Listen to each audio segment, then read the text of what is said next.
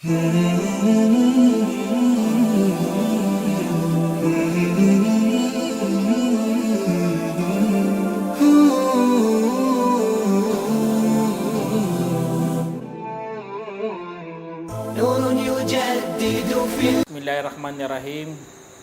Assalatu wassalam ala asyrafil salin wa ala alihi wa ashabi ajma'in. Amma ba'd. Assalamualaikum warahmatullahi wabarakatuh. Mga kapatid, alhamdulillah, umabot na po tayo sa 45. A'udhu billahi minasyaitanir rajim. Walakad atayna Musal kitaba fakhtulifa fihi walaula kalimatun sabaqat mi rabbika laqudiya bainahum wa innahum lafi syakkin minhu murib. Sa sinabi ng Allah Subhanahu wa Ta'ala, sabi niya, at sadyang binigyan namin si Musa ng kasulatan at saka nagkasalungat sila roon. At kung hindi lamang sa salita na nauna mula sa iyong Panginoon, ay talagang hatulan ng kanilang pagitan at tiyak na sila ay talagang nasa pagdududa doon na nag-aalinlangan. Kaya sa sinabi ng Allah Subhanahu wa Ta'ala, patunay po ito na nagpadala ang Allah Subhanahu wa Ta'ala ng kasulatan kay Musa. At si Musa, dala-dala niya po ang liwanag at ang kaalaman. Nagturo siya, nagpayo siya, itinuwid niyang mga kamalian. Patunay ito na si Musa alayhi salam ay isang minsahero ng Allah. At ito pinakamasakit sa lahat, mga sakit kapag dumating ng kaalaman at doon mismo sila nagkasalungat. Kaya ang mga nangyayari sa nasyon natin, natuto na, doon na sila nag-away-away, doon na sila nag-inggitan, doon na sila nagbabalangay, ano pa dyan yung ginagawa nila, puro kasamaan o ano pa dyan. Kasi nga, doon, natuto na sila eh. Nagyabangan na sila, nagmamalaki na sila. Kaya, audubillah, kaya ang paggamit ng kaalaman sa maling paraan ay magdudulot ng nangyari sa mga Bani Israel. Magagaya talaga ang mga Bani Israel. Kasi sa time na wala pa si Musa, hawak na hawak talaga nila ang Torah. Hawak pala nila lahat ng mga kasulatan. Time dumating na si Musa, may dala siyang Torah, doon na sila nagkasalungat. Katulad ng ginawa na kay sa baka. Ang baka, alam naman nila yan na pinagbabawal yun ang baka. Gagawa ka ng baka, gagawin mong Diyos-Diyosan, sasambahin mo. Nandyan pa si Musa. Kaya wala talaga. Dumating na sila, kaalaman, gagawin mo pa yan. Tapos mayroon pang mga pangyayari, katulad sa Suratul Baqarah. Inutusan na sila ni Musa alayhi salam nang magpakatay din kayo ng baka. Ayaw din sumunod. Magpapalusot pa. Magtatanong-tanong kunwari. Gusto ng kaalaman, hindi pala. Gusto lang pala tumakas sa katungkulan nila. Kung anong kulay, ano bang klaseng baka. Lahat na lang na gusto nilang magpalusot, gusto nilang ayaw nilang gawin. O kaya gampanan ang kanilang katungkulan. Kaya ganun na ganun, mga kapatid. Ang nangyari sa kanila, nagkaroon sila ng salungatan. Alam naman natin ang utos gawin, gusto nilang magpapalusot.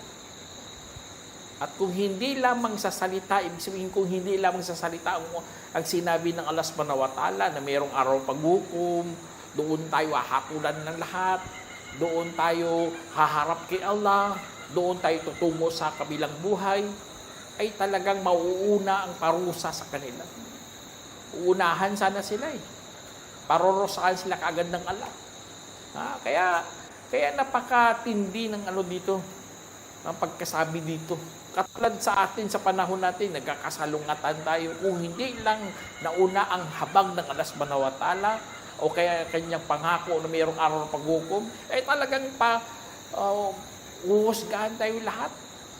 papadalahan tayo ng katulad ng sa mga nauna. Pinadalahan sila ng mga anaw, ng mga bagyo, na sobrang tindi, nauubos mga tao. Ganun, nakakatakot. Papadalahan pa ng mga bato sa kalangitan at dudurugin tayo, aakyatin ang mga bundok. Sobrang trahedya talaga. Pero nauna kasi ang pangako ng Allah. Na hindi niya na ito gagawin kasi ang araw paghukom doon na yan sa katapusan. Kaya ang paghahatol pala na sobrang-sobra doon yun sa araw ng paghukom. Pinapaano lang mga nauna. Ginawa lang huwaran o halimbawa para tayo'y matakot. Ngunit sila, ang mga Bani Israel, ay tiyak na nasa pagdududa pa rin na merong pag-aalinlangan. Subhanallah. Harap-harapan na yan, ha? Pinadalhan na sila kay si Musa at si Musa maraming himala. Nahati pa nga ang karagatan, nakikita rin nila yan. Pero matigas talaga ang kanilang puso. Dahil yan sa kanilang kupor. Hanggang ngayon, tingnan nyo mga Bani Israel. Ang mga Hudyo ngayon, ganun pa rin ang kanilang pag-uugali. Mataas ang tingin nila sa sarili nila kasi nga sila mga chosen people. Akala lang nila yan, chosen people sila. Pero ang ay pinangako na kalupaan, tapos na yun naganap na yun kay Prophet Muhammad, tapos inaangkin pa nila yan. Kaya sa tunay sila po'y nasa pagdududa. Wala silang katiyakan. Akala lang nila yun, na kanila yun. Kaya tama talagang kadugtong dito ang sinabi ng Allah. Sabi niya, man amila salihan falinafsi wa man asaa fa'alayha wa ma rabbuka bidhallabi lil 'abid. Sinabi ng Allah, sino mang gumawa ng mabuti, kung gayon ay para sa kanyang sarili. At ang sino mang nagkasala ay laban sa kanya. At ang iyong Panginoon ay hindi mampang-api sa mga alipin. Allahu Akbar. Kaya ganun na ganun ang hustisya ng Allah subhanahu wa ta'ala. Binigyan po tayo ng kalayaan. Binigyan tayo ng sariling pagpapasya. Binigyan po tayo ng kapangyarihan upang mamili kung ano ang ating nais. Ngunit meron po yang pananagutan. Meron yang patutunguhan, kahinatnan. Titignan po tayo ng Allah. At kung ikaw mahatulan ng impyerno, hindi mo masisi ang Allah subhanahu wa ta'ala. Kasi nga, hindi siya mapang-api sa kanyang mga alipin. Binigyan ka na ng banta, binigyan ka na ng babala, binigyan ka pa ng propeta, binigyan ka pa ng mga himala. Lahat-lahat, pinagkaloob na yan ng Allah. Tapos, bandang huli, sisihin mo pa ang tagapaglikha? Hindi. Kasi nga, ikaw ang merong kasalanan. At hindi mo pwede ituro ang iba. Kasi nga, ikaw nagkasala Kaya tama talaga, may sino mang nagkasala laban sa kanya. Hindi yan pabor sa iyo. Mangalunya ka, akala mo pabor yan sa iyong pakiramdam. Kasi nga, masaya ka dyan. Subhanallah. Magnakaw ka, akala mo, diskarte mo. Tamang pamaraan yan. Masaya ka kasi marami pa yan. Hindi. Laban sa iyo yan. Kaya inihikayat po tayo ng Allah na gumawa ng kabutihan para, kasi nga, bandang huli, para rin yan sa iyo. Para ang iyong nararamdaman na kapayapaan pagdating ng araw paghukom ay makakatulong sa iyo yan. Magiging mapayapa ka sa lahat ng mga trahedya na makikita mo doon sa araw ng paghukom. Na may mga itatapon sa impyerno, lumiliham ang apoy, sumisiglap, kumikislap na sobrang init, o lahat-lahat makikita mo na nakakatakot doon. Pero dahil sa nagawa mong kabutihan iyon, magiging kapital mo na yan sa magiging mapapayapa ka sa araw ng paghukom. Kaya sinabi ng Allah sa kadugtong dito, ilayhi turja'un ilmus sa'a wa takhruju min thamaratin min akmamiha wa ma tahmilu min untha wa la tad'u illa bi'ilmihi wa yawma yunadihim min makanin. Sinabi ng Allah subhanahu wa ta'ala, sa Kanya bumabalik ang kaalaman ng oras. Tingnan niyo, bumabalik sa Kanyang kaalaman ng oras. Ang Allah subhanahu wa ta'ala nagpapatunay na Siya po ang may-ari ng araw ng paghukom. Siya ang lahat. Siya bumabalik sa Kanya lahat yun. Kasi Siya ang Diyos eh. Alam niya ang oras. Kaya dahil sa Kanyang kaalaman niyan, pinapakita niya, binabalita sa atin yan. Para wala tayong lusot sa araw ng paghukom. Hindi ka pwede mga tuwiran doon. Hindi ka pwede magdadahilan doon. Kaya bumabalik kay ang kaalaman ng oras kasi nga pinaano sa atin eh. Pinapaalam kung anong meron doon. Kaya sabi dito, kadugtong dito, walang lumalabas mula sa anumang bunga, buhat sa mga saplot nito, at walang nabubuntis mula sa kababaihan, at walang nanganganak maliban na nasa kanyang kaalaman. Allah, tingnan. Kaya lahat mo dito sa mundo, alam ng Allah subhanahu wa ta'ala kasi nga nasa kanyang aklat. Alam nyo, tingnan nyo, ang Allah, meron siya kaalaman at ang kaalaman niya, pinasulat niya pa yan. Tingnan niyo. Inutusan niyang panulat na magsulat. Isulat lahat, 50,000 years sinulat yun ayon sa kaalaman ng Allah. Kaya wala ka talagang lusot dyan kasi alam na ng Allah. Ang ginawa mo, kaya lahat mo yan. Lahat. Araw paghukom, mga dati pang mga nangyari, alam ng Allah. Tingnan nyo, mga nabubuntis, ang mga nanganganak, ang dami, kaya seconds lang, dami na. Lalo na ang mga namamatay. Kung ikaw nagtatrabaho sa census, ikaw alam mo ba ang ilan ba talaga araw-araw ang mga namamatay o kaya mga nanganganak o mga nabubuntis? Sabi nabubuntis ka, iba tinatago, alam mo ba yan? Ang Allah lang nakakaalam. Kasi nga siya ang tagapaglikha. Ngunit pagdating ng araw, sabi dito, at araw na kung saan tatawagin sila. Lahat tayo tatawagin ng Allah. Meron siyang katanungan. Meron siyang tatanungan lalo na sa mga pagano, sa mga mapagtambal.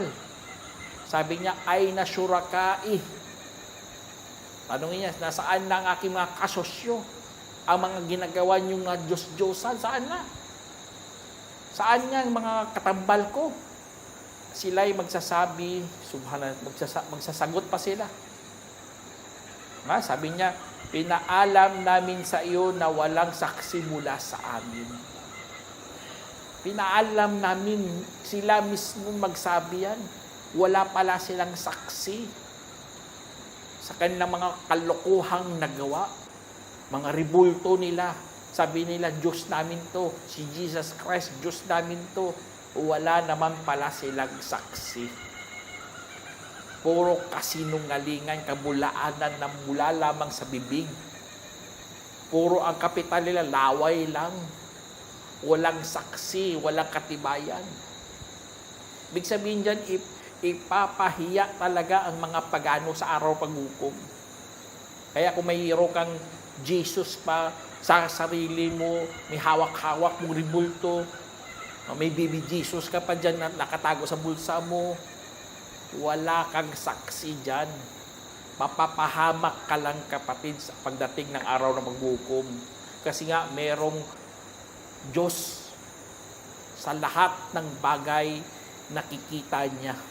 Siya po ang tagapangalaga ng lahat ng bagay. Tapos ikaw, nakayanan mo pang gumawa ng Diyos-Diyosan, sasamba ka pa sa mga ganyan gawa ng tao. Ukit ng tao. Kung ano pa dyan, subhanallah. Kaya, tama talaga sinabi dito, sabi niya, وَضَلَّ عَنْهُمْ مَا كَانُوا يَدْعُونَ مِنْ قَبْلُ وَظَنُّوا مَا لَهُمْ مِنْ مَحِيصٍ. Sinabi ng Allah, at naligaw hinggil sa kanilang anumang dati nilang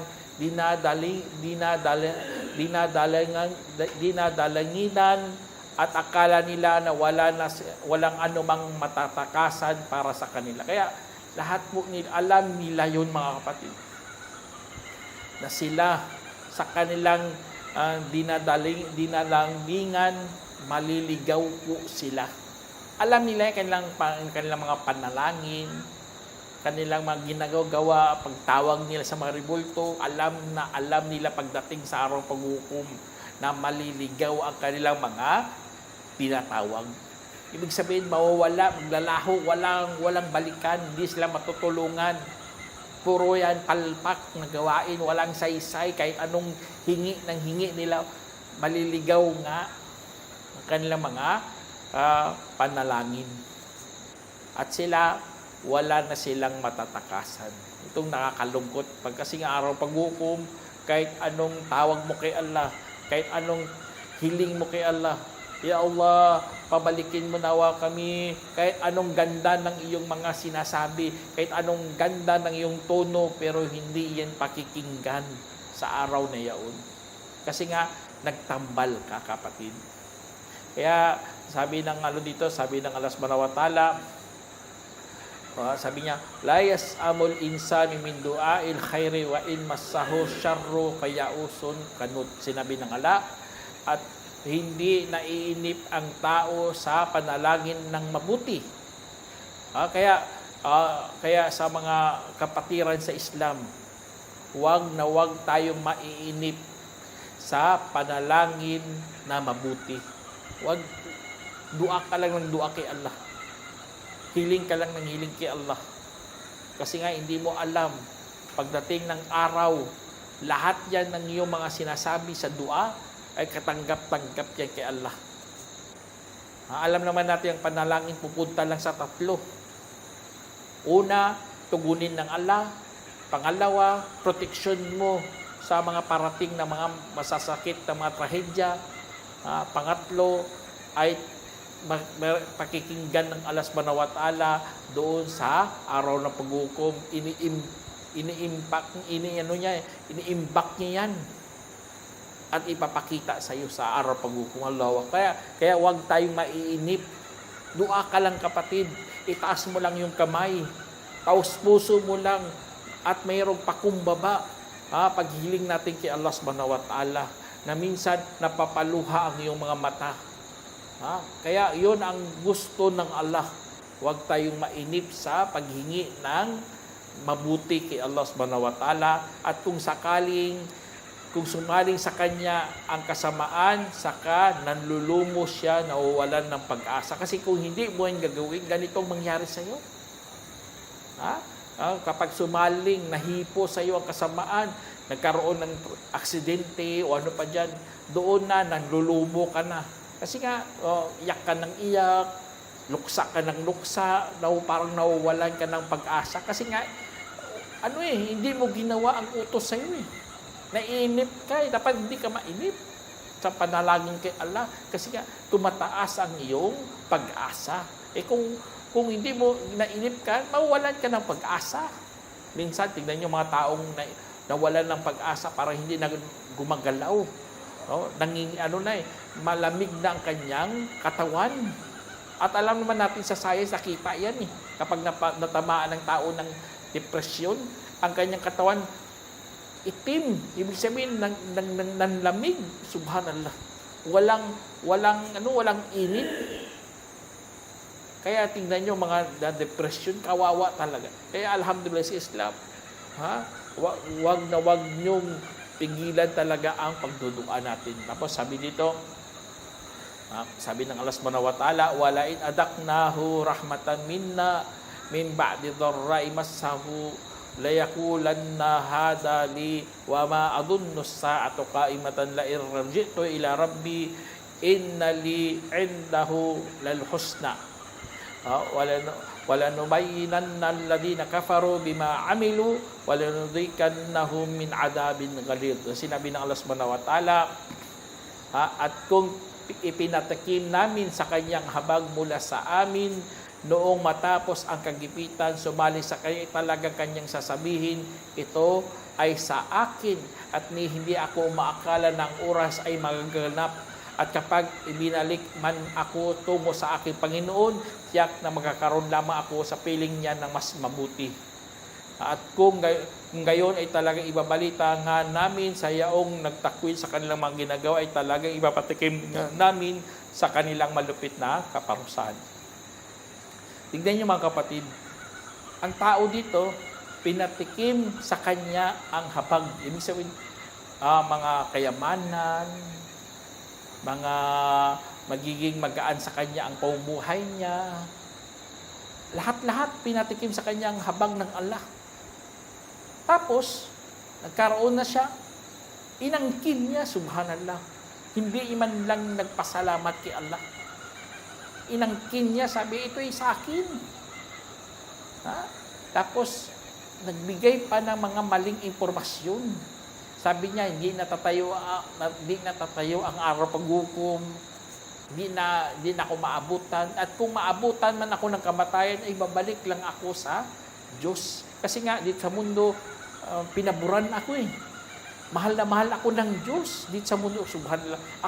Akala niya ang sukatan ng pagmamahal ng Allah ang material na bagay dito sa mundo. Mali po yan. Hindi sukatan ng Diyos ang material na bagay. Ang sukatan ay ating pagkatakot. Kung paano natin nagamit niya na mayroong takot sa Diyos. Hindi. Akala niya ganun. Tingnan niyo mga mayayaman. Sabi niya, blessed talaga ako ng Diyos.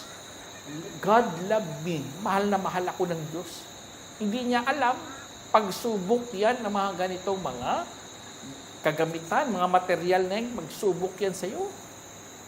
Kung kaya mahirap ka, pag mo sabihin na hindi ako mahal ng Diyos, hindi. Dapat ano ka rin, kasi nga hindi nga yan sukatan ng Diyos ang material na bagay na yan. Hindi yan sukatan ng pagmamahal ng Diyos. Kaya huwag natin isundin ang tao na ito. Nag-aakala niya kapag bumalik ako sa Diyos, bibigyan pa ako ng mas mainam mo, subhanallah. Mas mainam kasi dito sa mundo, mahal na ako ng Diyos. Kaya sinagot siya dito ng Allah. Kung gayon ay talagang ibabalita nga namin sa yaong nagtakwil sa kanilang ginawa, ay talagang ipapatikim nga namin sa kanya ang malupit na kaparusahan. Subhanallah. Kaya mga maling move lang pala sa buhay sa mundo, ay mapapahama ka kapatid. Kaya huwag natin gayahin ng tao na ito. Tapos sabi ng Allah Subhanahu wa Ta'ala, wa idha an'amna 'alal insani a'rada wa na'a bi janibihi wa idha massahu syarru fadu'ain arid. Sinabi ng Allah, at kapag pinagkalooban namin ang tao ay umaayaw at lumalayo ang kanyang tagiliran, at kapag nasalingan siya ng masama, saka naman nanalangin na walang patid. Tingnan niyo, ganun palang tao. Time na mahirap na siya, time na nasa trahedya na siya, doon naman siya mananalangin na walang patid kay Allah Subhanahu wa Ta'ala. Pero sa time na mayaman siya, time na masagana siya, lumalayo, umaayaw, ayaw magbigay, ayaw. Pero time na masama, doon na siya. Malupit na kanyang pananalangin kay Allah. Audubillah. Kaya sinabi dito, Kul ara'aytum in kana min indillahi thumma kafartum bihi man adallu mimman huwa fi shikakin ba'id. Sinabi ng Allah, sabihin mo, naisip ba ninyo kung ito ay mula kay Allah at pagkatapos ito makwil pa kayo rito, sino pa kaya ang higit na naliligaw kaysa mga malalayong hidwaan. Kaya sa ganitong mga usapin mga kapatid, alam natin ito ay mula kay Allah Subhanahu wa Ta'ala. Ito ang mga bagay na ito ay bigay ng Allah. Tapos ikaw, dagtakwil ka pa. Subhanallah, harap-harapan. Nakita mo na mga tanda. Nakita mo na malinaw na sa'yo. Katulad ng magdadawa ka, dinadawahan ng tao, alam niya ng tama, tapos umayaw pa, nagtakwil pa. Kaya tuloy siya ang higit na naliligaw. Naligaw na pero higit pa. Kasi nga nakita niya ng liwanag. Tapos tinanggihan pa. Ayaw pang tanggapin. Kaya, audibillah. Kaya totoo talaga sinabi ng Allah kadugtong dito. Sabi niya, sanurihim ayatina fil afaqi wa fi anfusihim hatta yatabayyana annahu al-haqqu wa lam yakfi bi rabbika annahu ala kulli shay'in shahid. Ang sinabi ng Allah, at ipapakita namin ang mga tanda sa abot tanaw at sa kanilang mga sarili hanggang sa maging malinaw para sa kanila na ito ay talagang totoo. Hindi pa ba sapat sa iyo ang iyong Panginoon ang siyang tunay na saksi sa lahat ng bagay. Kaya sa pagpapakita ng Allah subhanahu wa ta'ala, nagiging malinaw po lahat kahit sa abot tanaw, lahat ng sa kapaligiran natin, nagiging malinaw yan na ang Allah subhanahu wa ta'ala ay totoo. Ang Islam totoo. Ang Quran ay totoo. Pinapakita niya na lahat. Halos sa lahat ng bagay. Kasi nga, ang Allah ang tunay na saksi sa lahat ng bagay. Kasi siya nakakasaksi. Kaya mga nakikita natin, pantanda yan ng Allah subhanahu wa ta'ala.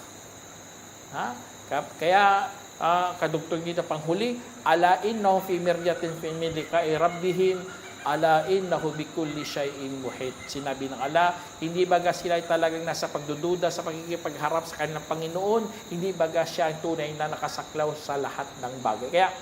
Kaya panghuli ng Allah subhanahu wa ta'ala, kay pinakita ng lahat ng Allah ang kanyang mga tanda.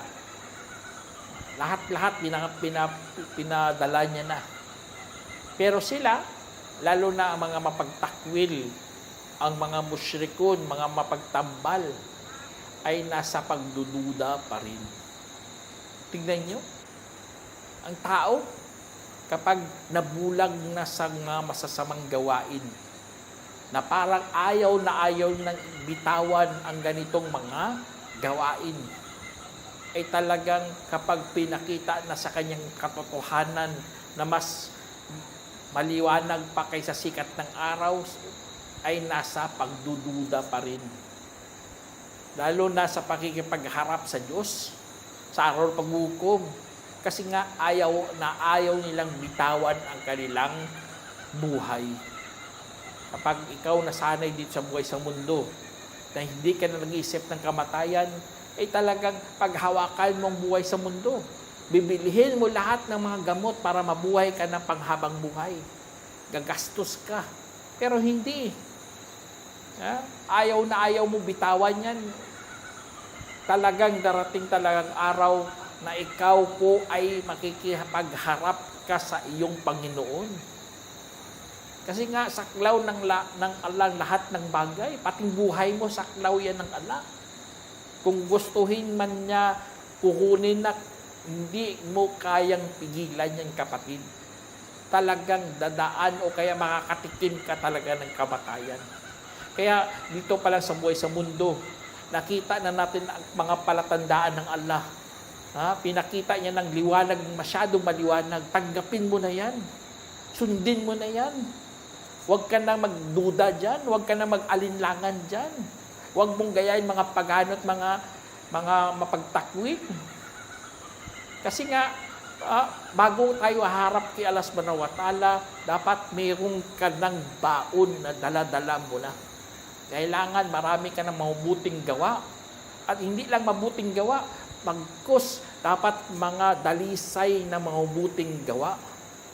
Malinis, walang halong pagkukunwari, walang halong pagdududa. Kasi iba kasi gagawa ng mabuti at magduda pa ng araw paghukom, subhanallah, kupur yun eh. Dapat walang halong pagdududa, huwag mong gayahin mga pagano. Inshallah, sana meron kayo napulutang aral mga kapatid. Yun po ang panguli ng Suratul Fussilat. Assalamualaikum warahmatullahi wabarakatuh. جمعية الدعوة نور، الدعوة للجميع.